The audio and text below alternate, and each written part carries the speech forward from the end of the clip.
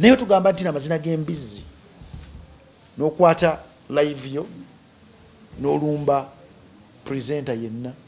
n'olumba blogger yenna n'olumba tiktoker yenna n'olumba munamawulire yenna obatandise bafaanana nti kikwawulako nti gwe bakusasulira kulaba era n'ensi ekusubiramu kingi kati omuntu kwatasasulira kulaba n'ofuna obudde mu ddakiika zonna ez'okunsi katonda zakuwadde ez'okuyiyamu ennyimba ez'okuyiyamu ekintu ekigatta ku brandi yo n'otandika okwagala okumufaanana. Problem eriwo nti abayimbi b'e Uganda be bamaneja b'obulamu bwabwe kyalowooza okukola kyayagala okukola nti bw'oganda ngenda kudda nyanukule Jacob omutuuze olwokubanga akwogeddeko oba otandise okufaanana embizzi kigambo kisusiza tuli mu kisiibo naawe tuli mu kisiibo siganyi bagankose eki mazina gabe gankima ag'enkima no kaleko kubanga amazina g'enkima osobola geewala naye amazina g'embizzi tosobola geewala nti amazina g'embizzi okuba nga kuwemula Company eya Wildlife Millions EU abatuusa ebizigo okuva South Korea ne USA ebikola ku lususu n'enviiri bakuleetedde ebizigo ebigenda okunyiriza. Ebizigo bino biyooyoota olususu ate tebikujja kukkalayo. Olina ebizigo ebyakwokya, olina mbalabe, weekwata ebizigo bya Wildlife Millions EU bikola ku mimwa n'olususu olukakanyavu era bigoba n'enkanyanya. Tulina ebizigo ebikuza enviiri, ebigoba situka mu mutwe n'ebizaawo enviiri ezaakutuka. Ebizigo byaffe bya butonde n'akawawo akabivaamu ka butonde ate tetutunda bicupuli. Gwabyetaaze tubikutuusaako wonna w'oli okwetooloola ensi yonna ate bw'ogula mu bungi tubikuweereza ku bwereere. Osobola okusasula ng'oyita ku PayPal, Apple Pay, Google Pay, Credit oba Debit Card, Western Union, MoneyGram oba okuyita mu bank. Gwali e Bulaaya gula ku mutimbagano ku www.wildlifemillions.com oba basange mu My Hive Shopping Mall, Vienna, Austria. Ali e Uganda genda ku Care Center, Coach Mall, Kampala. Ebizigo bino bikuleka kulanjiyo era bikozesebwa abaami n'abakyala. Tukubireko oba tufune ku WhatsApp ku 0772 38 1305. Weekwata ebizigo ebya Wildlife Millions EU era tukukakasa nti bw'otafuna njawulo mu nnaku 3 sente zo tuzikuddiza ng'olina risiiti yaffe. Official najo siziro kubanga atotulaba subscribing ku mukutu guno okusobola okubanga atofuna videos ezifaanaganako bwezityo najjo wangaira mu bitundu by'ensi nkubuuzaako n'enkwebaza okubeera nga atosubscribinga. Kale abasiraamu kansuwa ekisiibo kitambula bulungi. Eno gye tuli omusana gwako okufaako bufi gwako okolaki okufaako bufi. Kale naye nga njava nga tekutegeeza ku bannaffe aba Almuta Enterprises Limited abatunda proti ku bukadde 10 oba wefuna poti eriko n'ekyapa bagamba nti kubakuyo ku namba yaabwe y'essimu essaawa zino osobola okubeera nga ate obafuna ate ebintu byongera okuba nga bikunyumya tokkiriza kuva ku kyeyo nga tolinayo kapoloti beesigwa ate poti bazina ku makubo gonna agafuluma ekibuga Kampala bakkiriza kibanja Mpala n'ebirala bingi nnyo bibanafa ba Almuta Enterprises. Kale mbandi ne chairman no tubeera tugguse ate okubeera nga ate tuwayawayamu okunyumyamu okutegeera ebitambula bigenda bitya. Chairman ogamba otya? Sina tabu ogamba otya Saimu? Mwatuliddeko emmere ya VJ Junior. Emmere ya VJ Junior yo twagimaliriza ogirya. Ima mkazi weewala Masaka. Mukazi ava mu kika kya bagagga Boulevard. Boulevard omukyala Boulevard omumanyi. Is it Boulevard Hotel? Hotel Boulevard. Hotel Boulevard. Oye Sengawe. Mukaga yavudde mu magagga. Geyavaamu. Oba gaavaamu magagga. Manyi siri Muganda. Naye twanyumiddwa nnyo omukolo gwandaze nti n'omukazi wagumiikiriza atuuka ku kyengedde. Omukazi wagano ogumiikiriza atuuka ku kyengedde kubanga omukazi gwe bayita Patience agumiikiriza. Ekyala bamita Patience? Nakitende. Walugave awo yajja fumba. Nakitende. Omukazi w'olugave akucunya ali mu bufumbo. Maama wange mulungi nnyo ate alina omutima omulungi. Abo tebanobeera kizibu nnyo. Anene Rwema tomulaba? Ani? Rwema Namakula. Abakazi b'olugave bonna bw'asalawo fumba. Wakenzo waki yavaayo? Kati we yavaayo teyadda mu bufumbo. Kigenderwa kyabwe kya bufumbo. Abakazi b'olugave bonna. Tugana ino nye walugave. Tofunanga mukazi chairman. Engeri kyatugende mu kisunna natodde saadu. Omanyi Saadu. Omanyi abantu kati Katonda bwakwa ku busente omuntu omanya nti olina ekizibu. Noba tonafuna akazi oyinza oba nno chairman olina obuzibu. Sina buzibu nno omukazi. Nkubuulira. Nina omukazi ate mwagala nnyo. Nina gayi wange bamuyita gundi abani kojja tusobola okufunira akadagala. Medda taata. Ate zaagaba obugadagala ate mumufunire obudagala. Olabye omuntu atagaba obudagala nga bamufunire obudagala. Okanywa wano. Ate munange ne mukwano gwo nagoberera nnyo akwagala nnyo ebintu byo. Omanyi ali fane. Nedda omanyi wafuka inspirational speaker naye kakake kamalonzi oyisaawo ebyo. Kankubulire kino. Kankubulire yakubirako lumusimu. Omanyi mulalu. Amanyo gamba Jacob mbachaliwa tekuli kuchaliwa akwagala. Nogamba akyogeddewo ngenda kukemerayo. Waliwo gwe yakema. Asoka amuwayo milioni ezo 3. Namulikodinga mukazi. Naye totulako Jacob nga Jacob wendi omwenzi Jacob. Akatufuke bamukwana amwongerayo 2. Alina gye yamutuma eyo. Kazo yakola ku radio.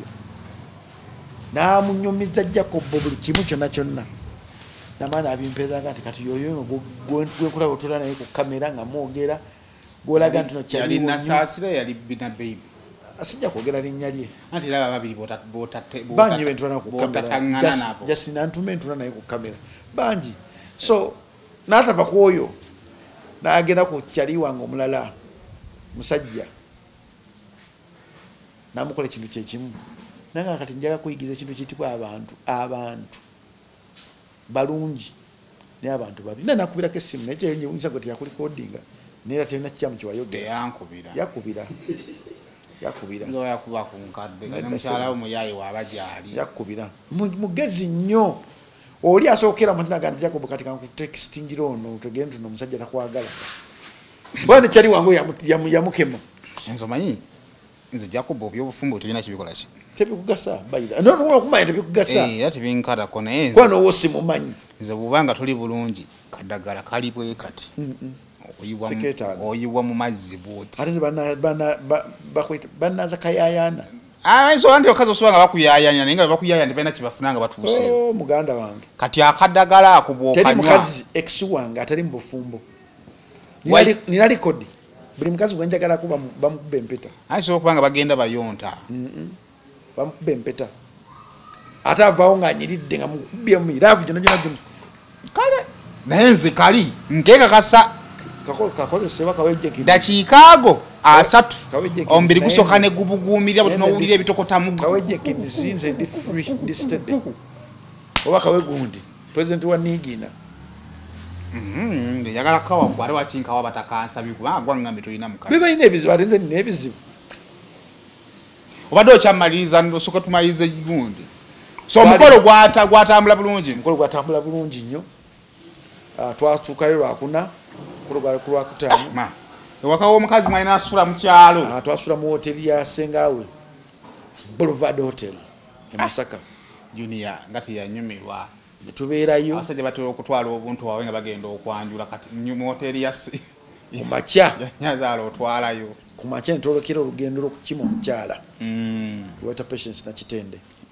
omu ku bakyala bemmanyi nti mikwano gyange ate atobye mu bufumbo bwe waliwo engambira nti obufumbo bwa serebu bulimu ebintu bingi bulimu abakazi abakwana babaabwe bulimu abakazi abalina ssente abasigula bababa bulimu ebintu bingi so kitwala omukyala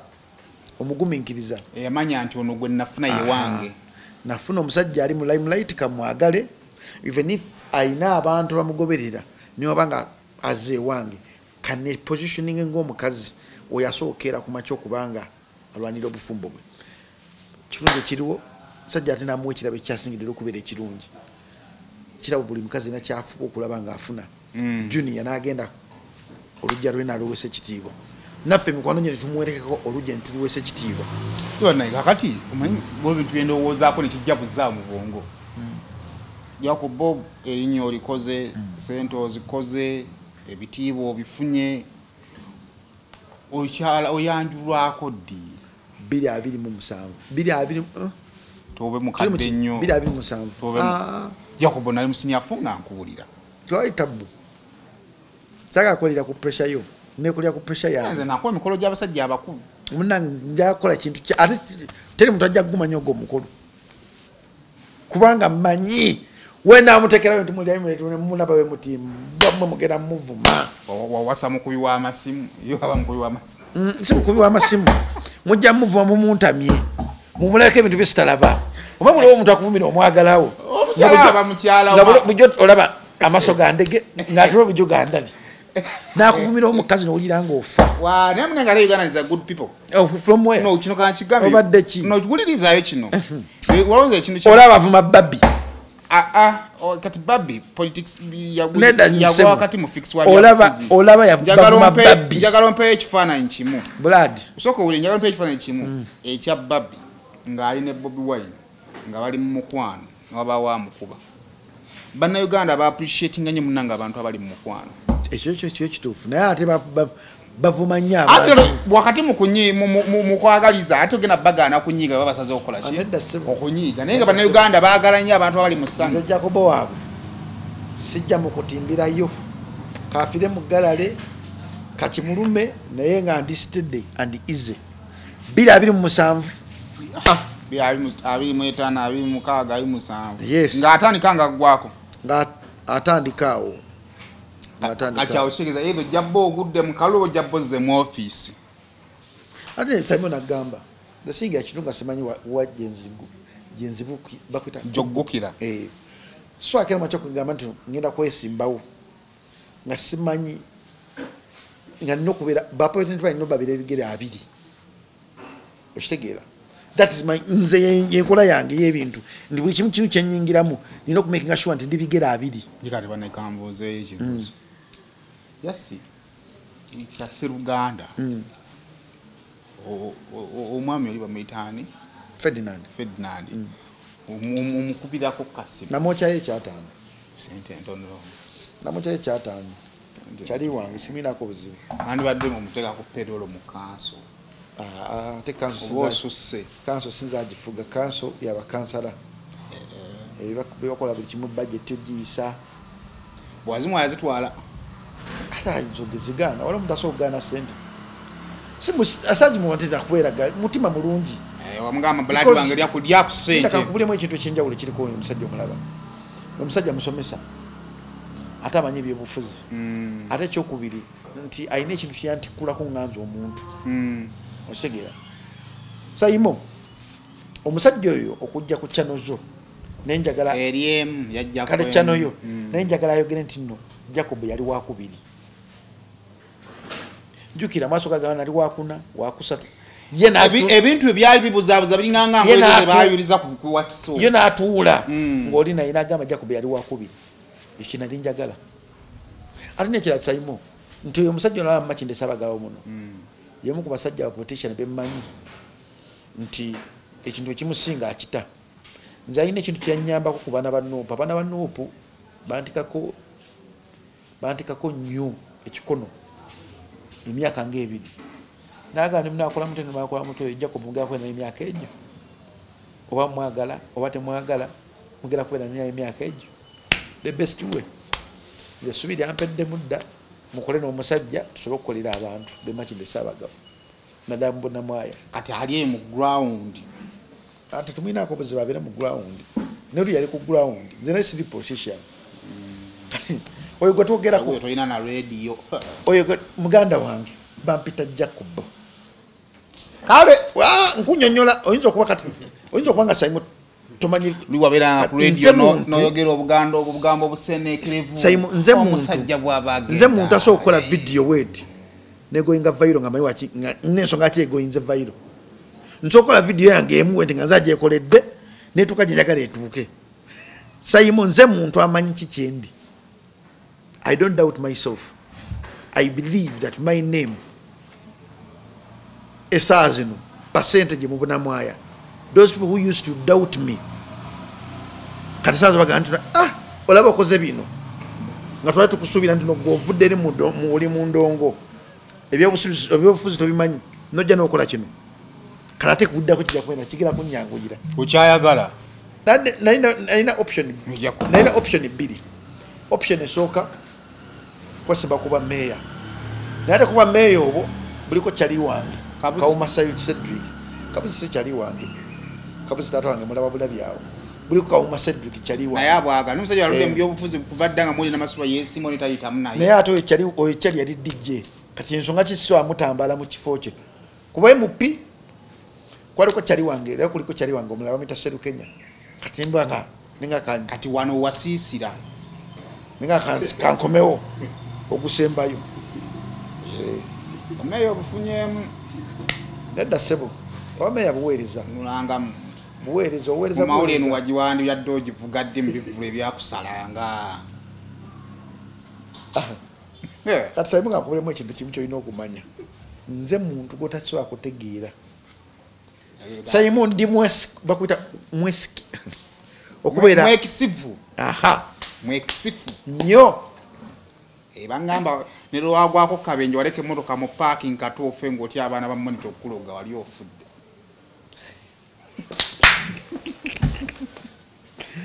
adagoliri munsi muno taimo obikwogerawo bota yamukubira ku bata ogenda n'otuloti ku muzindaalo ng'omusajja akuzizise yirizi kati waki mwali mwerogera kweri ate ne bagiggalawo ngamba bugambi kuddembe tekwaliko ddogo jasi nkuwa bugambi ebintu ebiri mu industry ne mu politics gyebiri tokimanyi mu politics okutula mbuna mwaya namala kweta abasumba nga bana okusabira office yengera okutulamu nga bwentula muntu yana nga bwentula musitegeera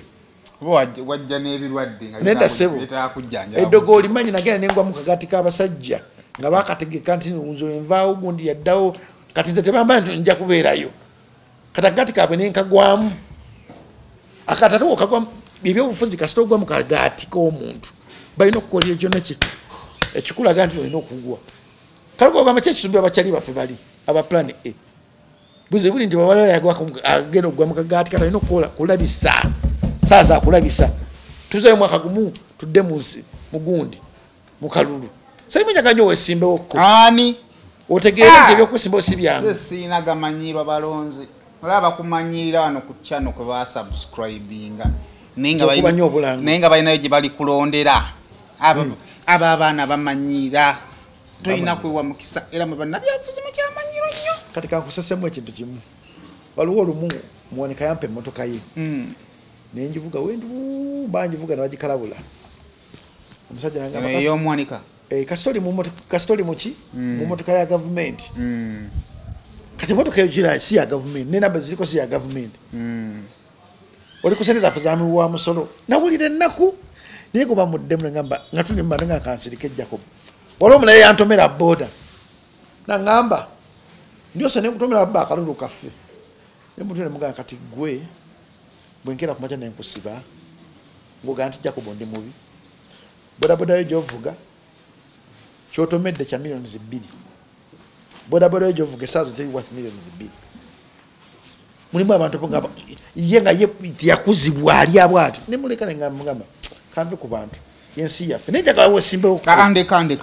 kale wesimbe ku byawujja ngani nze sina na kibiina mwengwa nze sina whatsapp group gyenimu yaba amawulire wamma Wildlife Million EU batuusa bizigo babijja mu ggwanga erya USA ne South Korea bakutegeeza nti nno obanga skiniyo erina embalabe nkalu abamwanigezaako okwerusa ne bigaana Wildlife Million EU bajja kubanga bakuwa ebizigo bijja kubanga bikuyamba gwe abalina omutungo guli musituka bw'osanira enviiri zikutuka ne complications zonna z'olina nga zikuleeteddwa bizigo abanafa Wildlife Million EU bajja kubanga bakutaasa so banoonyeeko noono yenna na Herbal Mouthwash kuyamba ku mannyo nga gakuluma gavamu omusaayi olira sayidi emu gwali bweru w'eggwanga ajja mugamba akuletekana na Herbal Mouthwash embeerera yange tetambula kale chairman yamani weekend baddemu ebintu bingi mwe muli basajja bo nga babugulana ne Spice ne Spice afumiza video mu ssaawa kale ssaawa mmeka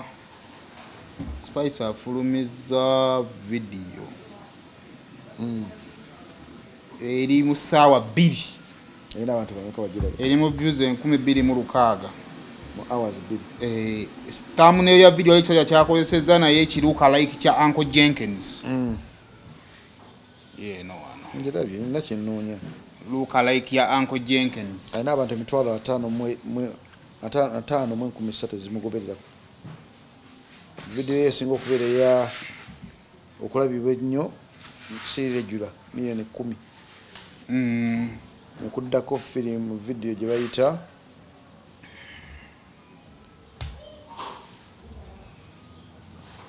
tondiwa ewa Chris Evans Tondwisa eri mumeka milioni 1 mwemutwalo 7 ano banga na video eziddako Tondwisa rupya nkubuulira ndi ku channel kwennyini nyate ku channel esobola okulimba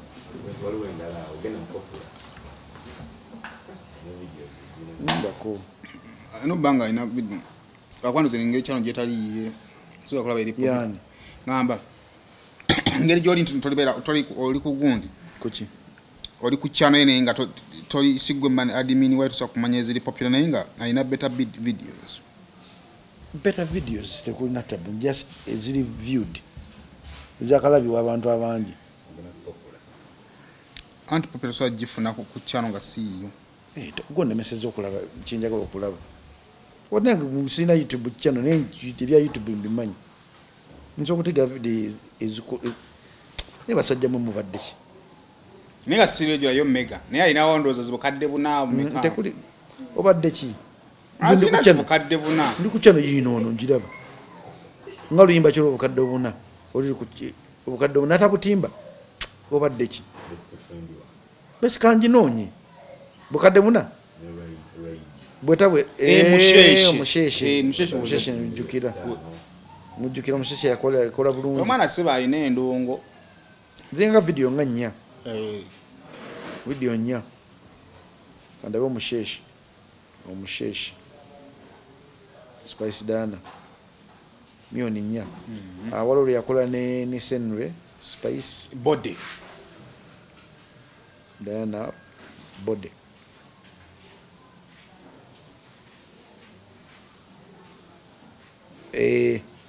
omusheshe sirejula body ali milioni 6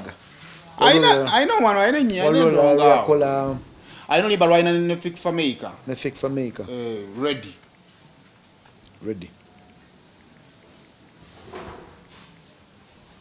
Spice Dana milioni 1 chenda nswaza telwatambula tero alinga ngolo mtoro chenda aina video 5 ezamanyi ku channel ye Nora Suna emala aina video 5 kugambe video 5 era ndira video za bana Uganda zitambula nyawo kuba akakadde nge pozinga bubiri kati mega hit nga side jura yetero gena ne sukka wasuna milioni 3 myaka ena yes aina video 5 zenkugambe zezo ziti 5 chiwa nesi wabi wawera abinti brand je bata Spice Dana nene okola ni video 5 ngatazuwe za milioni 10 ezaba views okitegera mundabayo nedda se mundaba yange mu reality kyekyo video 5 ubango zigasa ngatazuwa koza milioni 10 ku brand ya Spice Dana kiba kibi nti Spice Dana bimu ku bakyala lwakwani kati bino bitwogera payo twaga reality kangamba ni tugende mu Shiba ate Shiba Shiba mubi Shiba wa tabu tofayo wa tabu Shiba rema tofayo wa tabu baveko ojja kuwemuka simanyi lwaki omukugira ojja kuwemuka ku Shiba anti wuliriza mpola kati wanduli mu myezi 9 video jaina munene nyeri mitwalo 8 neye chenda ine yatosobola nonya kakadde no kashiba ogumwaka gumungu kubi walo atobuza yino bairando milioni 3 zinziri yino 3 kings ngaline king saha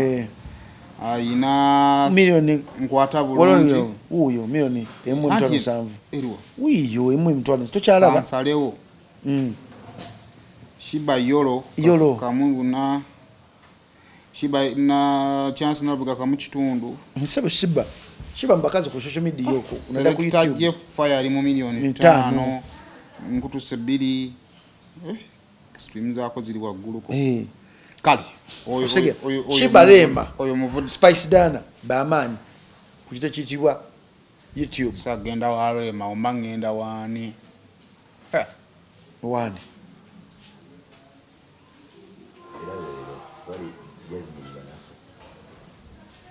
Shibalema bibamanyi ne Spice Diana ku YouTube ayinza obegezaako nnyo awo oleta Winnie Nwagi ne Vinka Winnie Nwagi Vinka Swanza vine nayo babiri omulala ayinza obegezaako genda kirira ine empya ya mu kisenge nga ne panda eri mu kamunya naye nkusiba yana Winnie talina ya milioni 10 jangu ayina buna matara ngeri omuntu ayinza okuba nga alina milioni 10 mu bakazi yerema Winnie Nwagi kanokoze eri mu 15 ate oyo mulaba kati nekyewunyisa malayika lyatambula ali mu 2.4 bebo Vinka ni Bairando Bairando Vinka ebyo so abakazi obo batunulidde n'obalaba nti Shiba ne Spice Diana batambulira mu audience yemu ate audience yaabwe Spice Diana nali manyi nti weyafuna omanyi nagenda nempuliza EP Bairando agenda million 5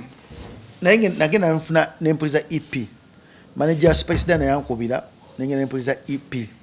ya Spice Diana nemuga mu EP eno ino inako liyimba olu bayita siri regular naga ate kisoboka jako bugwe tumanyi kulira nyimba nemugamba yenga inake ngagama nyimba 3 walo wa kamilioni walo Spice Diana raina yeka ejaina ikazeka bine mugamba mu nyimba zona zoina oyina kulimba bayita siri regular olo luyimba lwa kabinyonyonyonyo atuga kwetere bizibu namboza bizibu bitya singa lukwatayo kigera kubira kizibu odudda muddukola yaluzaako nena atamanya kintu aluzizaako nemuga kiga kubira kizibu okuddamu okufuna oluyimba weruti yali alufunye luyimba ki omulembe it is the same style no way with message blood. good video blood. But they didn't It's not about a good video, it's about the quality of words nengeri Spice Diana yakakana mulimba baita siri regular ndi siri regular omuntu yene yawandika Spice Diana atalondekide Spice Diana I think so ngalwandikide muntu mulala nerujja mu moment ngasubye nto muyimbi oluyimba lekugamba olw'omulembe hapana hiyo omulembe telili muwero omulembe klasi kiasi ulimba lulungi but end of the day ulimba lwaita siri regular lukosinga over tova kulimba olusobo genda lukuba corporate gigs ne luvine ugena ku mikolo wansi ne luvine ugena ku mbaga ulimba abakazi abalina enyimbe zo bali babiri lema ostegera nali manyi nti Spice Diana afunye identity yalina okukyusa nga ayingidde mu 30s kyana sobola kukola nteresa zo n'owulya ennyimba ze zonna aweze emyaka 3 agera kuyingira 30 hivi tanaa kujiweza naye agenda giyingira kati awona olina okubeera nga omachuwalinze nga hakuzeemu okigera olina okuba nga omachuwalinze ng'otandise okukoowa okulaga ebisambi byo otandise okulaga bode yo otandise okukozesa omubiri gwo ng'ekyokutunda eri bafanizi abasajja kati ng'otandika kuintroducinga ekintu ekitibwa eddoboozi. The same applies to Irene Nambiru. Irene Nambiru ekintu kyasinga omukuba ennyo kwagala nnyo okutunda bode ye okusinga eddoboozi ng'ate mu bakazi bonna bukyanga Uganda ebeerawo Irene Nambiru eddoboozi lye liri one of a kind. Omuntu asobola omugezaagezaako mu maloboozi yeremba omuntu omulala Winnie Nwagi abakazi abasatu bali omuntu omulala Mary Bata omuntu omulala Catherine Kusaasira omulwadde ostegera aba bakazi abo bonna bolaba amaloboozi gaabwe gonna ngo bakwasizza buli style ya music baso ogikube na bagiteeka wali ekitali kyangu kale mu generation eno wotunira Kalona Ntongo ayina ekintu kyasinga Spice Diana nti Kalona Ntongo akulaga nti si muyimbi mpangirire muyimbi ate Spice Diana akulaga nti ye muyimbi eye groominze okufuka kikyali era kyekimu mupangirire kiba kyogezaako okubikka kale kitwale wootyo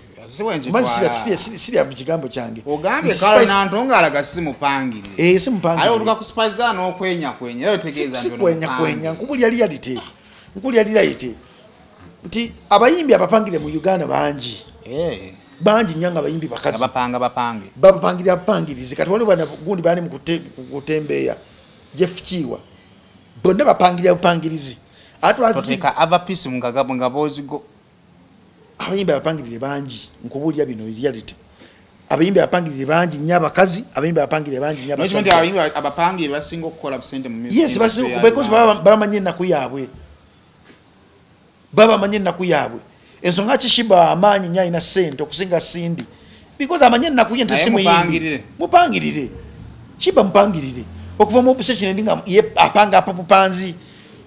najanga dansa ne bigana nageza ko kuyimba ne bigana bamuwa namuwa dakika mu kuyimba era sitinolanga bali bamubika bubisi apangirira kubeera kikyali pulira osegera but end of the day ntino omuntu apangirire amanye ennaku ye abamanyi ntino we kola kino kiso kunfuula omuyimbi wa kabi n'obuzibu buli ndi kwe kukona mu kupangirira notuka kiseera ng'okonye nga bakupanze oweddeyo kubanga omuntu kasita bakupanga n'oggwayo otandika okukola ebintu ebitategerekeka otandika okuyingira amazina g'embizzi mu bibozibozi by'embizzi ng'otandika obiyingiramu omaye wagenda kumakyo n'oyingira mu lutalo lw'embizzi embizzi teswala ekiso ekyasinza okubeera ekisirwa kiyita mbizzi n'omwana gwezadde esomulya kati ogenda otandika okuyingira amazina g'embizzi otukesera otandika okufaanana n'embizzi ezo ebyaddala mbadde nsumuludde mazzi kunywa n'ekanga gabikeko ebyaddala sisyo oyagala nti ofubanga nnyo kubanga oli njagala otegeerekeke kankubulya mu bayimbi bempa respect mu Uganda Juliana omulaba namusanga Women's Day nangamba alaba nnyo channel yange Juliana kizibu nnyo musanga ali mazina g'embizzi era wakizza kujja mazina g'embizzi wakiri fe tumulwanirira katono nnyo tukwatemu katono nnyo ku nsonga z'amazina g'embizzi Ginger Cordeyo. This is for the women hustlers in Iganga and the boss ladies in Kamuli. It is for the shakers in Luka and the makers in Mayuge. This is for all women in business in Bosoga and surrounding areas. The PSFU Women's Day Katale is back under the theme Bridging Economic Divides for Women's Prosperity. It is happening at Damwaters Rugby Grounds in Ginger from the 15th to the 17th of March. Come network with fellow women entrepreneurs, meet potential customers, market your business, enhance your skills, get inspired and take your business to the next level. Get open at 9 a.m. and entrance is free. For more information, call 0702 369 372. PSFU Women's Day Katale is proudly brought to you by the Private Sector Foundation Uganda in partnership with the MasterCard Foundation. Yemuyimbi kweso okulwanira nganzi niwembera mu kamera omuyi wokubiri ali Kenzo naye tugamba nti amazina g'embizzi n'okwata live yo n'olumba presenter yenna n'olumba blogger yenna n'olumba tiktoker yenna n'olumba munamawulire yenna obatandise bafaanana nti kikwawulako nti gwe bakusasulira kulaba era n'ensi ekusubiramu kingi kati omuntu kwatasasulira kulaba nofuna obudde mu ddakiika zozona ez'okunsi Katonda zakuwadde ez'okuyiyyamu ennyimba ez'okuyiyyamu ekintu ekigata ku blandi yo n'otandika okwagala okumufaanana problem eriwo nti abayimbi b'e Uganda be bamaneja b'obulamu bwabwe kyalowooza okukola kyayagala okukola nti bw'oganda ngenda kudda nyanukule Jacob omutuuze olwokubanga akwogeddeko oba otandise okufaanana n'embizzi kigambo kisusiza ntuli mu kisiibo naawe tuli mu kisiibo siganyi kagankose eki mazina gabe gankima ag'enkima no kalekaleko kubanga amazina g'enkima osobola geewala naye amazina g'embizzi tosobola geewala nti amazina g'embizzi okubanga kuwemula amazina g'embizzi tekubaamu kuswala kyova nti omuntu asobola okuyingizawo ne taatawo n'amukuteeka mu mazina g'embizzi n'avuma taatawo n'amukola bw'ati ekyo nekitakumalira kutegeera nti omuntu gw'ennumba talina kuswala mu kamwake nandi otegeera nti omuntu musiru omutegeera mu bintu ebyo kasita akwata taata w'omuntu maama w'omuntu omwana w'omuntu toddangamu toyisanga kigambo kyonna omuntu oyo toddamu kubanga Jacob olwakuba yasinooza okozeseza mu kisatu kuyisaawo bibyo naye omuwala yennyini yagenda ku live blood najja n'abaako omuntu gwayogerako n'agamba otuuse kubeera mu taata wange Mpuliriza. nga taata wa mumanyi ekalero egyabeera mpuliriza bulungi statement zange njaga ozikwate ozitegeere bulungi nkugambe omuntu yenna gwotayombanga naye gwotayisanga kigambo naye omuntu kasita akeera kumaki nakwata ku maama wo taata wo omwana gwozadde omuntu oyo olutalo lumulekeranga n'aluwangula n'olumulekera n'aluwangula wengera kumaki nenga nti no gundo tuuse okubeera maama wange ate maama wo mumanyi mukyalo gyali it's a kind of a respect dan omuntu okukera mu kyokugamba nti gwe taatawo local defense bamugwera kuba local defense no mulimu gwero DS mubi osobola okukola alenga nina nagambe ne bunamwaya ntambula ekiro ne ba local defense noseeka noga tebiriyo nenga njaga tufuneko alogera kunjogeza byesayogera nawe leka tiyakyogera wano wabyogera idi nze kulaba ekimu kyetwogera nze mba nkijjukira nogamba ebyabufuzi politics nekugamba nti njagala njagala ojjekoko ntambuleko nawe olabe abantu ba local defense bogaa nti omulimu mulungi kyebayitamu nga n'omusaala afuna emitwalo ekitasukka mu 2 nejasi olw'obulungi lw'ekyalo kye kwagala eggwanga lye baba bazira okitegeera beba unsung heroes ku kitundu asinga ne chairman kwa chairman abali mkwebaka nga ye ali kutambula ninga ate chairman aina percentage yafuna ku division ne ku municipality ebitundu 25 bidda ku chairman cheza na abero diyu bamanyi nyo owe di yaso kutegera nti nyumba ya wali wo mubbi nga chairman tamanyi acheza n'abaana babero diyu bana babazira so wotunda kumulama guno gwetuliko sayimo Bible egamba owanga kitiibwa kitawo n'ennyo enaku zo z'okunsi zibeerenga nyingi kitawo n'ennyo tekitegeeza maama akuzadde maama wo nina omuwa ekitiibwa sayimo omuntu yenena akusinga obukulu omuwanga ekitiibwa kyekinaga nti Spice Dano okuyingira gana amazina yafaananye nga bannanyini mazina ago tayawukana ng'ekigabadde amazina ga Spice for a long time nedda sebo Spice Dano kali etebadde bwetyo nti asobola okukwata kamera ye nadda n'ateka okuvuma bannamawulire oba n'ateka okukera mu kyokwansiganya ebigambo bannamawulire Spice Dano y'omu ku bayimbi abakazi yavumye omusajja olubuto abavumiddwa nkoli abakazi asinga okuvumirwa bavumye Aina Mbiru Winnie Nwagi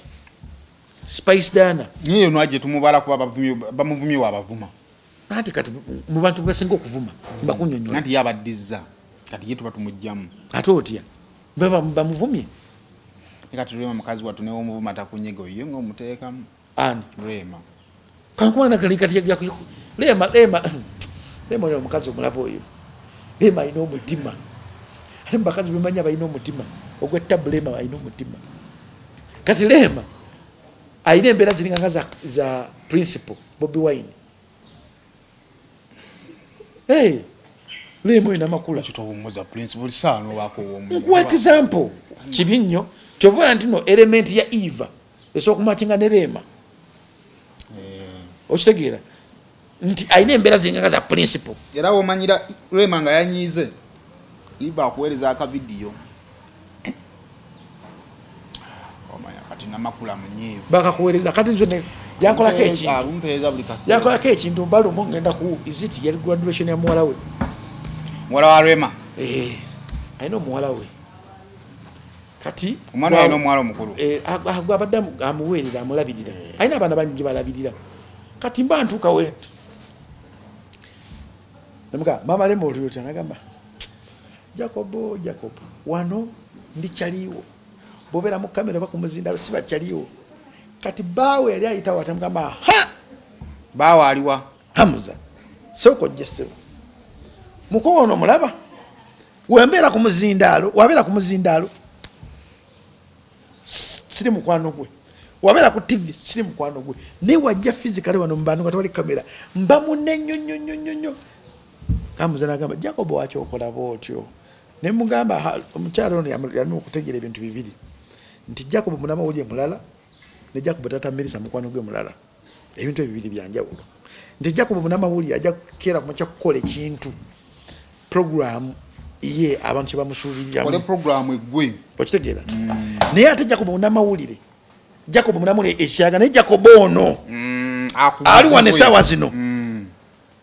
ayagala alema n'obulamu bwe bwonna because kyaliwe you understand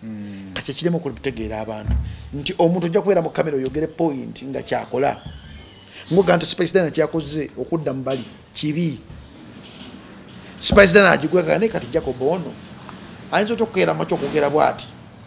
because kankulemu nze begatako abantu banna nga ndi bwogu nebuuza owulira begatako abantu banna nga ndi bwogu ate nga webavaako nzaddako ne bankuba okumbuliza mu ttaka ninakulaga nti nyimirira tewabulirayo siya Jacob nsobola okubulirayo nze Jacob sibulirayo Jacob sibulirayo kubanga gyempise gyenvudde yonna mpise mu tanuulu era manyi gyendaga so Spice Dana yandibadde omugezi ennyo yandibadde asirika naye ate wenageza okukaculatingamu nti music enaku yafuuka wa propaganda nti omuntu nga talina luyimba anoonya weyekwata okusobola okupromotinga ekintu kyagenda okuddamu okufulumya nti saa zino oba yafulumiza oluyimba nga luli mu hours 2 nga lulina views 2,000 kiba kitegeeza nti Spice Dana bina okukwata essimu okujja etunizamu yagenza obbibala nga alina ekintu kyabalirako ku luyimba because saa zino talina luyimba alina nnyimba weziri ne oluyimba olukeera ku majoga nti no oluyimba nga Cyril Ejjula enyimba zasembye okukuba omusheshe emmala period ene sawa zino zonna talinayo whereby kyokka bamuwandika enyimba ezo bakyaliwo balamu nisenule gyali eyo era yawandiika gundi omulembe very good song gundi gyali eyo omulangira Suuna ani omulala John K gyali John K yamuwandiikira he's a very good writer very tokisussa mba very good writers boyogeramu musajja wa very good writer boyogeramu ne mu top 5 fantastic writer John Kedera kusaidiyo otoga kuba ba greatest writers Dr. T number 1 ati yagwa gwamanyi wadde yagwa John K talina luyimba lwenkana nyimba za Dr. Kize era wandisi musajja wange simbange ya musetinze omuntu owokubiri ya Silver Kyagulanyi John K talina luyimba zenkana Silver Kyagulanyi mujje musiyange mulekete omutanto omukiika omuntu omulala lesiginicha John K talina luyimba lwenkana za yewandikirayo luyimba omuntu omulala Nisenre John K talina luyimba lwenkana John lwa Nisenre nkongolo omulala nedda kimala so next time I do respect John K is one of the greatest between never gone to the greatest kunze that is huge mulungi ali mu top 10 yange neso amuteka mu top 5 top 10 omutadde wala ali bade nye muteka mu others ni mutadde mu top 10 kwa John K mulungi is good he's a good writer he's a great writer nita so akubera the greatest because he is the greatest writer in making see the making in time tugenda kutandika okumulaba kye tugamba obadde ki kale kaka tumatudde wali weke sitegedde nga tuddayo wali kakati mbadde mmanyi obeera omukwano gw'omusajja bwe baawukana ne mukyala w'omuwala ne wasigala oyogera ne Lema nga baawukanye ne mukwano gwo munnange ate nze golaba Lema kyali wange nti entalo za Lema ne chaliwo ne president wa Nigina tezinkwatako aba federation mujje mu mpala na walana osegera tezinkwatako nti ate ne oli nga nkyali chaliwe empala naze ne Lema tezinkwatako andi mwe munyiza asigana nga katoka onaka jja kwa yazuza ngo olugambo nze Jacob neva nze tojja kukera kumacha kumpulya nga atadde enyindo yange walonda be kunganjoga ku relationship yabwe siso akera macha kuteka nyindo yange mu relationship ya Lema so akera macha kuteka mu nyindo yange mu relationship ya Kenzo ebintu bya respect mu bulamu bwange mpanyo omukazi w'omuyimbi mpanyo omwana w'omuyimbi mpanyo omwami w'omuyimbi era omuyimbi ena alina kadabanga ono kyali wali eri goba kijama masavu bamitani Aunt Kathy kasani kusasira bali aina bawe bali mulongoza ko masafu bali mugajjamu kati baba bali mugajjamu era yali abiki bimwe jakumulekera okusagira mulwadde w'abantu nze mbabuulira mulimu ebintu byenneewuunya ekinewuunyisa kiri kino nti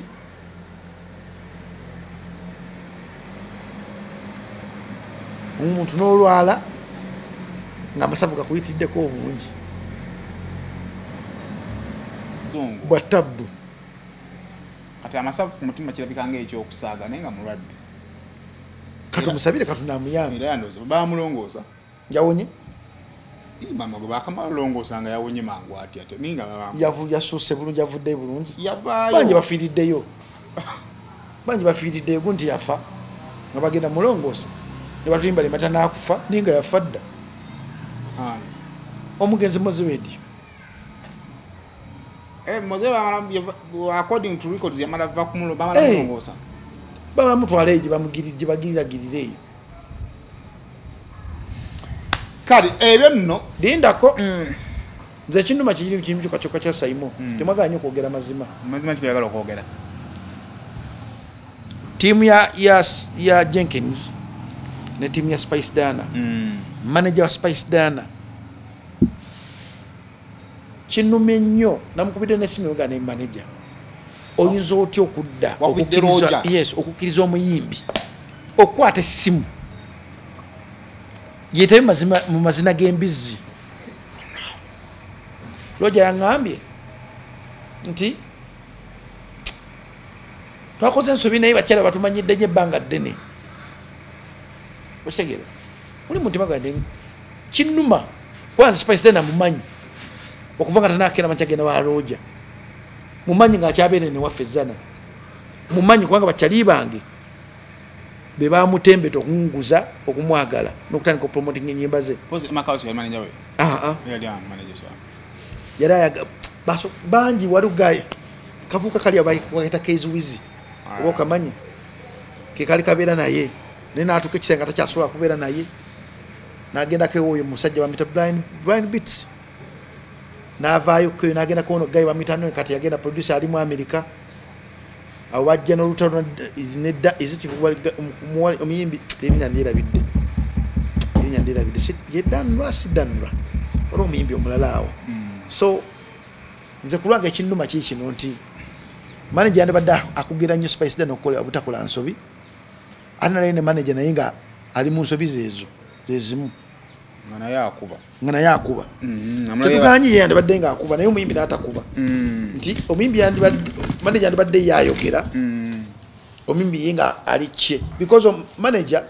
waddembe okutaasa brand ye ate manager waddembe okuprotectinga brand ye naye manager n'omuyimbi batandika okufaanagana endowooza kiba kitegeeza nti ne brand eyo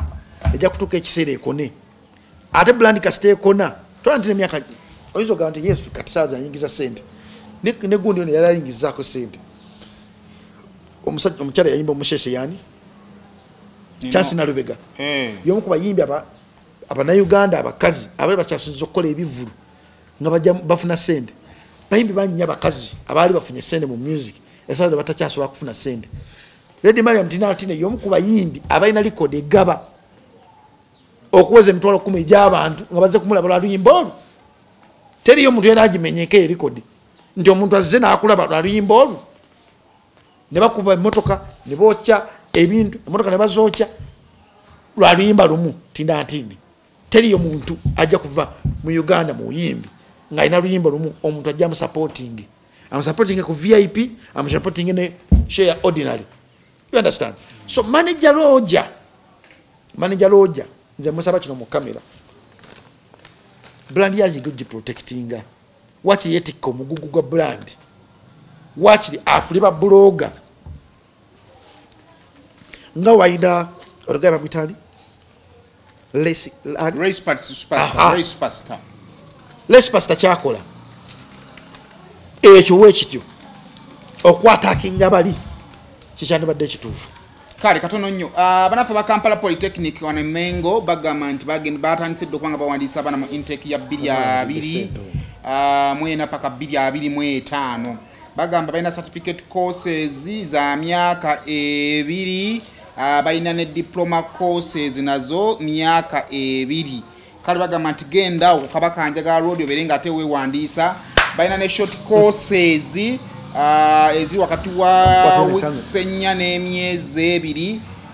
weeks 6 nawe osobola nga ate ogendayo kale olwaleero kankugambeyo kugambe byosobola okusoma biki osobola n'osoma national higher diploma mu building and construction, national higher diploma mu electrical engineering, national higher diploma in mechanical engineering n'ebirala bingi nnyo ye Kampala Polytechnic Emengo ate bakusomesa kayise yona kano akanuna kamaliriza dda kale kakati concern endala ebadde ku tulaba managers Jeff Chiwoyo abaddewo ebbanga ddene naye kimanyi Jeff Chiwa somutera ku TV abantu nga tebamumanyi abantu bamumanyi Jeff Chiwa I think Jeff Chiwa somu comparing ku muntu wano mu mawulire abantu gwe boogerako ennyo nga tebamumanyi ye Kafuko Peter Kafuko wa NBS tujja musanga mukamwa kwa muntu ku NBS kuliko musaba binta Kafuko amwana amuvumirira naye nga Kafuko ne govuma ali ongerinya mu bantu gye eriri kyendowooza nti solo muyamba okusucceedinga as a manager olowooza ekintu kino Roger yatayogera mu kamera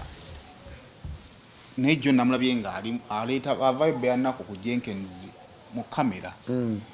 ozaza manager tekituka time kimu affectingemu omanyi otune byafaayo Jeff Chiwa yarakoze ko Jeff Roger byali mukola Jeff Chiwa ya designing entalo za ba Good Life Jeff Chiwa na designing entalo mu club Jeff Chiwa na creating stories ku Good Life nti Jeff Chiwa bwatoli mu music industry so amutegeera omuntu abera mu music industry so kutegeera Jeff Chiwa obulwadde bwe yalalwadde bwe bulwadde bw'okwe okufana n'abayimbi nti bwe bulwadde bwe bumu Roger bali mu kulwala nti brand ne sipapa bwe yali alwadde one sipapa imanja w'abayimbi sipapa yali aganye erinnya litambuli lisingene ly'omuyimbi ate we by manager chibi ne Swangs Avenue kati be problem bwe ina na chaze namula ko mu kamera ne Swangs Avenue be problem kati je ina nti ojja kusanga manager w'omuyimbi wa Swangs Avenue ngali ku anikati oba kuchinga bamogerako nti nno mukazi okitegera lwapakati ate bano ba manager bo bali kati nga ba Swangs Avenue waggulu wali ali nti mwami chaze jali nalonda abavuka basana okugoba ki encha secyango bago balina contract anyway nengamba nti aba boss waabwe naye asigala yali driving seat era babera ba manager naye yes aba manager yaga kumenyera nti Roger kyali mukola kiri mu Swangs Avenue Jeff Chiwa yali akikozeeko omuntu yo kamba manager go atakikolangako ne Sam Mukasa yali akikozeeko noti Sam Smena bafanana Sam Mukasa so akumanya wafanana but Sam Mukasa yali akifananye yali akikozeeko ko yali yogedde ku TV nga protectinga kamiliyoni ku musango ogwali gwa passport okitegera naye waliwo ekintu ebimu manager batalina kera macha kwogera nga gwe okitegera nti manager osokera ku macho kunafu y'omuntu ayogedde ku muyimbi wo mu magezi manager toyina kera ku macha kukiza muyimbi wo kwata simu kukola bintu bya kisiru ku simu you understand chovolaba nti Swangs Avenue tuke cyane yemererwa Wininwaji nesalo mu labe bulabi because manager wa Wininwaji ne Wininwaji bono basanga baina characters zizimu you understand lumuna liko mu governor Vinka yaina shomu governor Vinka ina manager we kati netegereza movement za manager wa Vinka nga manager Vinka star onfuna chechinga kama Ivan star nenga manager ayagala ense mutegere emu mindro jali nesu echo cyandi badde kino kubeera nti nyinzo kubuza manager Julian omumanyi ngamba na lawyer kama mumanyi nenga jali avayo nga waliwo business tojja musanga nga ayogera awantu wonna Oshagera. Bantu bazibu nnyo okutegera nti Kayimba manager wa Lemba. Kayimba manager wa Lemba wadali mu parliament. Naye yakola agency mwoyitira okufuna emirimu gya Lemba nenga yamaze kusalawo nga Kayimba. Nti at times manager oberanga onokera ku macho kulaba manager wa BBS Telefina. Nti manager wa BBS Telefina byonna abakozi bakola bina kubukira mu ye. Abi owninga, abi protectinga. Nti nani manager wa kanaka ni kano yakuwa brand yeno. Bwichimu cha brand yeno kigukira mu ye. Brand ente yogera. Yaino jogerera. Yaino jifule nungi. Chovula nto muyimbi atayina manager mulungi. Kiba kizibu nnyo okuyita mu music industry. Chovula nto Jeff Chiwa abadde no nekano bakaita katya Pinky. Nga Jeff Chiwa ina repetition tino ye muyimku manager abamanyi mu Uganda. Nenga Pinky akyamulemi. Naye Pinky yafuna oluyimba naluleta mu bantu wati. Nava ku Pinky. Because yategera nto brand jageza ko kutunda tegena mubirira nyangu. Ngena agamba kanjive ku ngana change ted. Aha. Ngande sewuliko nto siremereddwa. Okay. Ntaddewo ki? Oluyimba. Lwaki Jeff Chiwa afuula greatest manager of all time. Ndi Jeff Chiwa yateka entiisa. Ngowule bulizi erinya Jeff Chiwa omanya miwunyo. Wetaba bikonde majja. Ndi Jeff Chiwa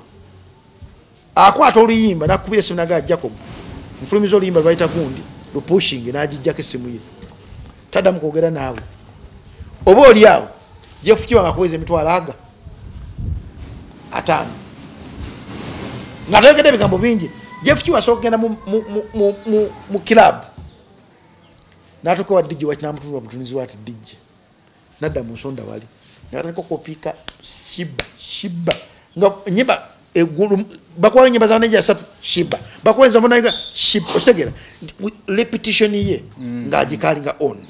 Nti afana na erinnya lye afana na brand ye. Kyekimufula the greatest manager of all. Ba manager abachale abali babaddewo. Otegera nti because yagana byofuzi yesimba kuba MP. Yali manager amiri battery nya ligenze. Deriki. Nti Deriki naye yatuka ekira nalwala ekirwadde ekyokubeera star. Nti wotambula nnyo n'omuyimbi oyagala kutuka ekiseera ofana n'omuyimbi. Kubanga gwamukoze. Wali omusajja bamuyita Beta. Kizibu nnyo okusanga Beta ng'ali mu kamera addamu abantu abavuma president wa Nigina. Wazira Beta asobola okudda mu drawing board naye tactics ezikera ku makyokkuba omuntu oyo. Wakuyiyiza ddi. Zibanjiyiza dda. Nego bayiya naye nga muyiya. Awetaaga okuba weesibye ku brand yaabwe. Yomu ku basajja bakyasinza okuyiyiza industry. Kati omuntu asinza okuzanya obubadde tosobola mukera mukya muzanya kabadi. Kuba kabadi kogenda okuzanya bakamanyi. Kati bw'otunuulira Beta video director kizibu nnyo musanga ati mu kamera. Bwagenda kubeera mu kamera either nga promoting a show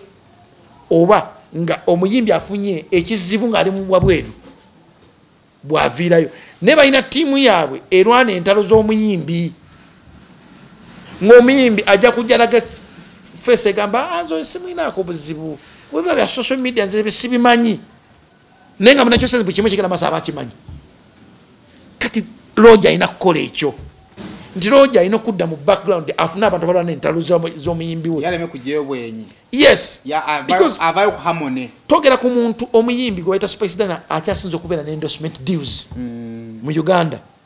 Nti omuntu okuwa endorsement deal kiba kitegeeza akukakasa olina amaanyi ku social media. Okufuna endorsement deal oba okukaliza repetition ya company eyo kuwadde endorsement deal. Togera ku mukyala gwe bayita Spice Dana avudde mu buvubuka katatandisa okuyingira age bracket ey'ekitiibwa. Age bracket ey'ekitiibwa kiba kitegeeza nti obukimu kyagenda okukola kyagenda okufuluma kyagenda okwambala kyagenda okuyimba kirina okubeera mature ekiripresentinga gyagenda. Niwe okusalawo nti ogenda kubeera manager nga ogenda kwetaba amazina g'enkima gwe kenyini ng'oyina obusobozi obukuleetinga ttiimu ezikiza buli kirutalwa Spice Diana. Kati abantu betwogerako ba Jenkins balina ne ttiimu ezirwana entalo zaabwe. nze sina tiimu enwanira lutalo balina tiimu yes Jenkins balina tiimu Kasuku balina tiimu ezirwanira entalo zaabwe bagula abantu babalwanireko balina tiimu abagala byonenesenga bagala ku mitima abagala nze sina tiimu enwanira ntalo kyova nze entalo nziyimbira mu bwogu sina muntu gwe nga genda onvumira gunda kati omuntu nga Kasuku Jenkins bategera nti nabo bland ebizibu abasobikwasako ne bafaani baabwe abakiririzamu ne babayambako kwangu batunulya bonna bona setup yaabwe nti omuntu ono yali South Africa yali faani waabwe yes yali South Africa bamitani bamitani yali faani waabwe leba mu opportunity yali faani waabwe yali faani wange yali faani wa Douglas Lwanga no mu opportunity ono DJ ani Medicaze yali faani waabwe kakati omuntu nga faani kizibu nnyo okukiza okola brand yenge egenda because tukiza tugane Jacob Wembere wakabi uliriza saka oseke Wembere wakabi timu yange jenkola naye bera yakabi chenjikuza echa DJ Shield yali wakabi timu faba miriko fitwali to protect kinga brand bado yali mukubiwa masimu ati yali mukubiwa masimu yali musajja yali muna mawulire njasi ngaga kuingira mu media nenga tayine ngeri jayingiramu nga Kasuku naye wali nga bamitani oyo yagene wabweru omumbi Ibula njaga tutunulire Ibula nga Ibula we yali omwe mujukira nga njaga tutunulire naye yali fan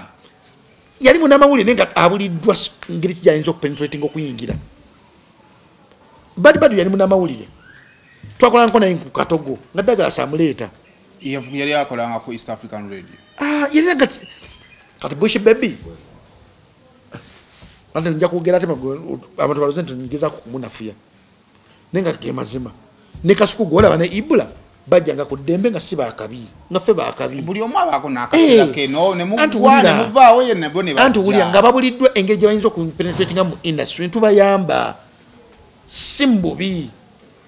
you understand nange banyamba ngambudde okungeri nyinzo kuingira mu industry kati gwe kikutawanya bano we bajja ne bakujja we no blood katika nkubulire mu radio presenter bonna badembe nedda sebo mu radio presenter badembe katundampo mukisa guligimu nti nwanyisibwa nnyo nembadde muzibu akujja ku ground ubagena mu research okola research elinya libaita DJ Jacob Mutuuze nga dino okusinga na nyini walio nkubulya reality bakubanga abona nkubulya reality nti nze nga nkola muntu ogu ninga nsobola okukola ekiravu nsobola okukola dance party show nsobola okukola show zonna presenter atula ku mic bwomu ne presenter bwino okugattanga emirengo baawukana kino nkikubulira obutali kusomooza na kujerega nkubulira bina baby ne prosipatwa tosa mugatta na muntu amanyidde okubeera nga alina ne producer bina baby ye producer wa show ye presenter wa show ye prosipatwa ye presenter wa show ye producer wa show ye abantu aba batabu nnyo kyovola womukatako omuntu omulala oba omusse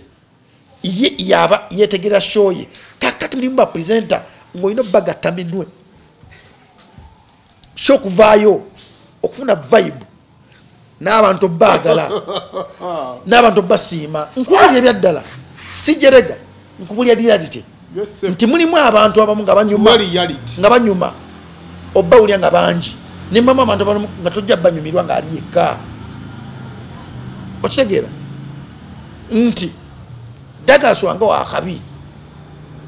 ne Douglas Lwanga essaawa zino womuteeka yekka akubowa olina muteeka n'abantu bangi tesiga nti Douglas Lwanga si wakabi okitegeera nti Kasuku wakabi naye okunyumira Kasuku n'okujja brand ye olina muteekako bajenkirizi baani because show yaabwe wogiwulira oli aleeta hook olinaaleeta hook olinaleeta hook faani n'anyumirwa nti hook ezo ebisinga okunyuma tebinga bino ebyammwe ebyokwemuula kati ate gwe tubeera abatabu nti waawano nti ffe omuntu asobola okutuula awantu n'awuliriza show ena neggwa nti omuntu waakwagala akwagala ebyaddala omuntu waakwagala akujjukira otambulira mu bulamu bwe obako nekintu kyogatta ku impact y'obulamu bwe okitegeera tosanyusa mubiri gwe ffe tusanyusa mwoyo omuntu asanyusa omwoyo aba mwawufu nnyo n'omuntu asanyusa omubiri okitegera kubanga n'omubiri gutuka ekiseera nze nasazeewo kunywa kansirike kyova ndi mbadde njagala kikumenyera oleme gaa nti ndi mu kujevuna bantu sijevuna bantu mulimu abantu nga bo ba radio presenter oba tv presenter ng'anyuma nnyo mulaba mu bantu ng'alina abantu bangi nga wakujja waliwo ba one man soda olwo ne bamulengo soda yes abanyuma mulimu ne show ezimu nga za designing wagazo tosajibira mu bwomu ebyo nabyogattako amakulu gaweredde wali waliseno gafuna abamu musobola okukola mwekka balaba mu kakati ne mu media bwekityo kino mulimu artist nga alina okufuna omuntu alina omuprotectinga Rayo akola omulimu gw'amaanyi nnyo okubikkiriza Spice Diana n'okulwana entalo za Spice Diana simanyi sente makazi bamusasula naye nga ye akasente kakafunira akakolera ndabe ne microphone bange obudde bateriiko kweri sina kintu kyenjogera tebiddikamu sina kintu kyenjogera nga kyejjusa njogera ekintu nga nkimanyi kiri kituufu reality yayo ak'omulengo tokazaayo sikazaayo ak'omulengo mulimu bapresenter abanyuma mu mulengo mulimu abayimbi abanyuma mu mulengo nga bo obsessions nga wavaayo omu bw'ati ayimbe nga bijja mubeerera bizibu ng'ojja okutegeera nti kompyuta emuyambako okuyimba ojja okutegeera nti bali bamuyamba buyambi okubeera mu gurupu bw'ojja okutegeera ensi egamba buli muntu yeetaaga munne magezi sigowa Roger tuve wano amagezi mutuuza agambye Roger kyalina okumanya nti Spice Diana muyimbi yeetaaga guidance ne guidance alina ogifuna ku manager ali soba si ku manager atali soba manager ali soba ye manager asobola okutuula mu kintu ekivuma omuyimbi we n'anyonya report zaakyo muyimbi we ayinza kivaamu atya omuyimbi yenna tetuganye ba Jenkins bayinza okuba nga balina obuzibu baavuma omuyimbi but Jenkins alina emirandira bakasuku balina emirandira egibatunuulira ekisobola okukosa brand ya Spice Diana. Spice Diana mu luno olutala alina okwefuula omusiru because mubaamu ebintu byanyinyi okutyayo okwogera oba okuvuma oba okuwanyisaganya nga bijja kuleeta obuzibu ku fan group ye twasazo tuli team Jenkins oli team Jenkins nkolera namwe nzija Spice Diana mulimu ebintu byalina okuswala okwogera nga ye because tukize tugane Spice Diana yalabaddeko omwavu nga bamusuza busuza you understand nti wali baddeko omwavu Katonda nakuwa sente ate toduulira okwata nawakera macha kuwa because Katonda akuwadde olunaku lwaleero asinziira ku bikolwa byo okujjako favor gyakuwadde musajja pikipiki etagizikize bw'oduula ennyo Katonda naye ajja kera macha akendeeza emikisa gyo natundenga nga matu ngenda kuwa Jenkins milioni 3 ojobere mu video nga ayogera aduula ekyo kyenkugamba Jenkins n'agamba mpuliriza ziwe taatawo zenzije ne taatawo nawe nzija ku tiimu yo nzija nenzijukiramu Spice Diana nga ali mu struggling okunoonya oluyimba nenzijukiramu Spice Diana nga alwana okubeera star Katonda najjamuyamba n'afuuka star but ate ne yeerabira wajavudde kibi nnyo okubeera ng'oli muyimbi nowerabira wajja ovudde nobeera nti wali obaddeko olunaku nosulako mu studio wali obaddeko olunaku nga tolina kyakulya omuyimbi yenna naddala ng'oli muyimbi obeera inspiration y'abantu abatalina ssuubi n'abantu abalina essuubi omuyimbi yenna olina kuzzaamu essuubi Roger akeera ku makina n'alangira Jenkins namugaa jangu kuwa milioni 3 obeere mu video yange y'omuyimbi wange sikimwinako tabbu because Roger nga yalina okuprotectinga brand ye naye gwe omuyimbi wokera ku makina okudaalira omuntu tokudaalidde Roger yekka okudaalidde n'omwana ali mu kizinga akuwagira okujja mu kivulu kye 15,000 oba omutwalo kubanga Uganda 80% baavu 80% bakola kyanaku bakola lunaku lwebalya wengera kuwa Jenkins mu industry ya Uganda yasoka Spice Diana okuyimba yasoka Spice Diana okufuna video yasoka Spice Diana okutambula amawanga tugende kuliriza asula ku mazzi leka njogere points zange ngonzikiza kwogera points za Spice Diana Jenkins Mukasa essaawa zino legend zimuyita legend because legendary yainspiring abantu bangi nnyo okwekkiririzaamu nti noba tolina talent y'amaanyi you can become omuyimbi.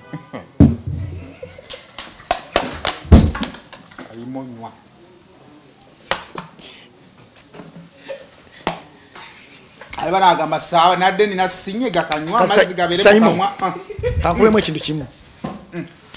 kankubemu ekintu kimu nze nayimbako twalina omusajja gwe bayita Lwasama nga producer waffe ye Witi y'omu ku baproducer abaproducinga album ya Magnetic. Witi y'omu ku baproducer be nali mmanyi nga graphics designer, producer, songwriter ate nga muyimbi mulungi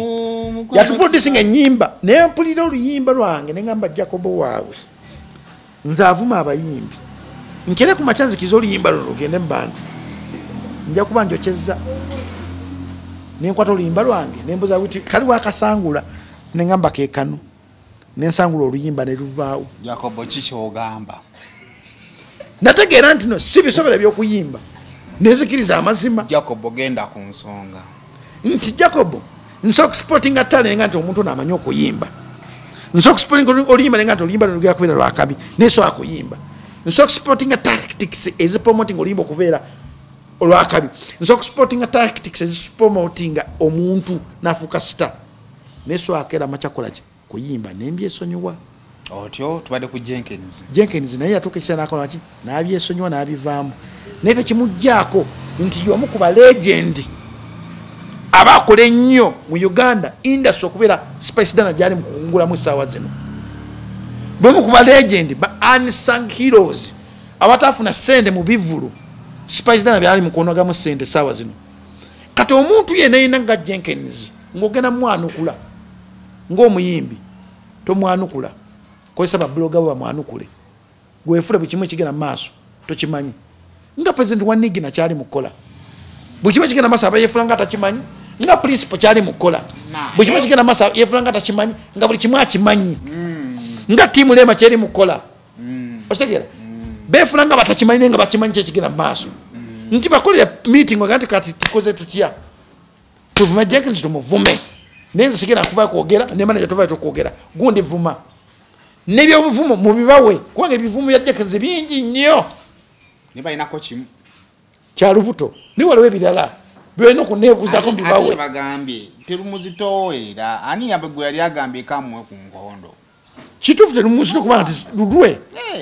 ate nekirala nti manager yavumye naye gyali Jenkins gyali jajja roja eryebuto kwa Roja lyasamba omupiira ng'olubuto tutandise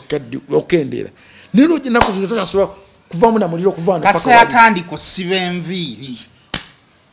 kasa yatandika okufaanana star n'ava ku bwa manager n'afuuka star ate eyo yasiba enviiri yafaanana bazanyi ba firimu aba Nigeria ngitegedde twayagala Roja naye nze nsaba kintu kimu kyokka kyokka nze zino entalo zireeta okuba nti music industry abamu ebyokukola basendi Jenkins bakasuku bakola ekintu kyabwe mu butuufu bwawo because balina okutrendinga radio bagenda gigulawo kati atatrendinga mu period eyo bakutwala zira kumwa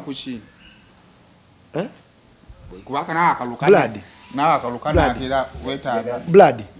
nze mpuliriza ombuuziza oli kukika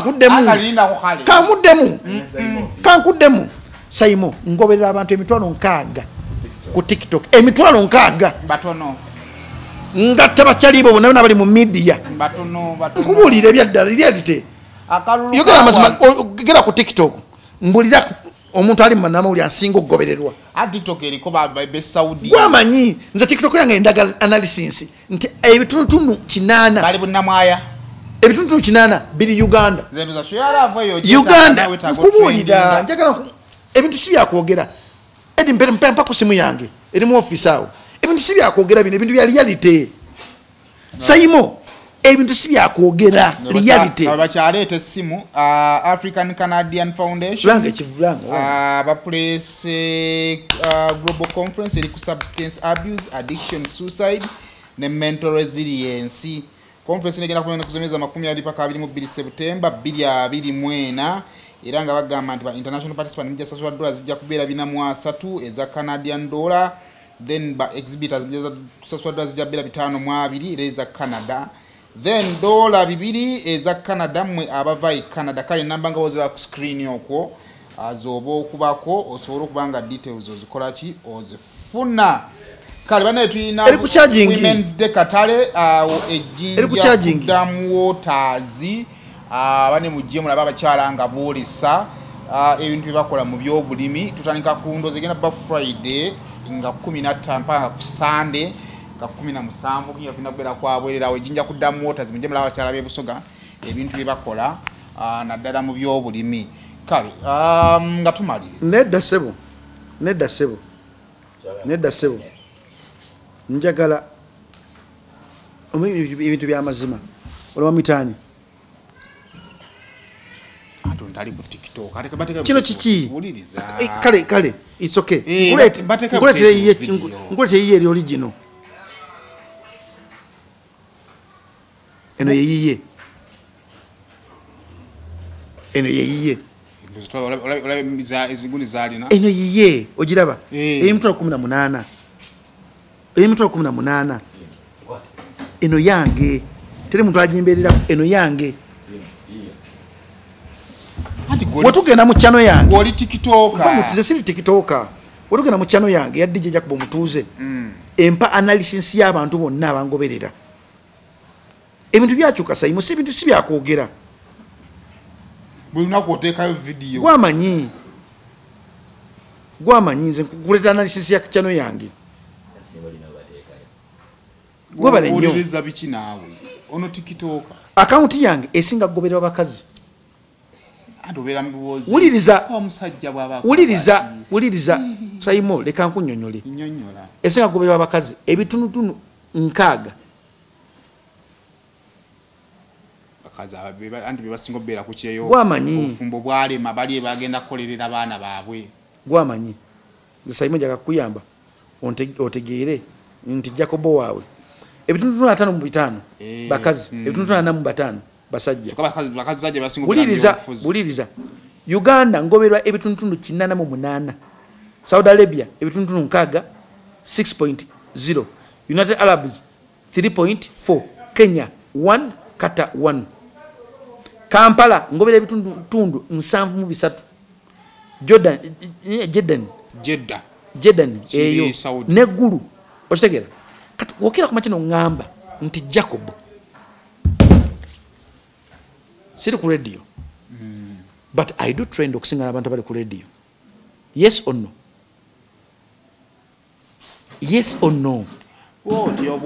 botyo kati bakasuku kyonna kibali mukola kibayamba nga brand yange kubanga brand yaabwe bagizimba we batyo